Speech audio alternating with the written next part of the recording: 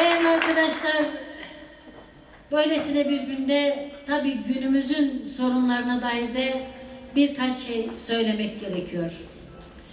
Türkiye layık bir devlet olarak kendisini kamuoyuna sundu. Hem iç kamuoyuna hem dış kamuoyuna, dünyaya kendisini böyle tanıttı.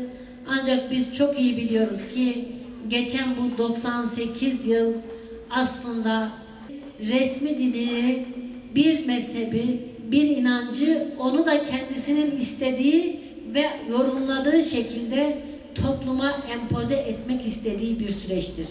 Ortada özgürlükçü, layık bir rejim yoktur, bir yönetim yoktur. Alevi yurttaşlarımız bugüne kadar kimliklerini, Alevi kimliklerini, inançlarını gizlemek, saklamak zorunda kalmışlardır.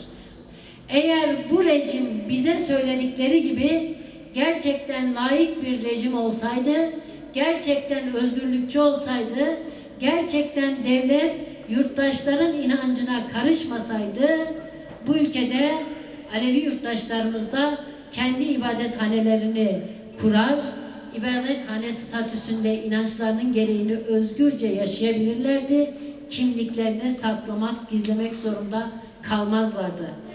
Ben öncelikle Alevi yurttaşlarımızı bu sahte laiklik anlayışına karşı gerçek özgürlükçü bir laiklik anlayışına sahip çıkmaya çağırıyorum.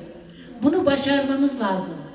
Bunu başaramazsak bizim kendi özgürlüklerimizi yaşama konusundaki hassasiyetlerimizi istismar eden bazı çevreler bu memlekette 98 yıl olduğu gibi bundan sonra da resmi devlet dinini empoze etmeye ve farklı düşünen, farklı inanan herkesi ezmeye, baskı altında tutmaya devam ederler.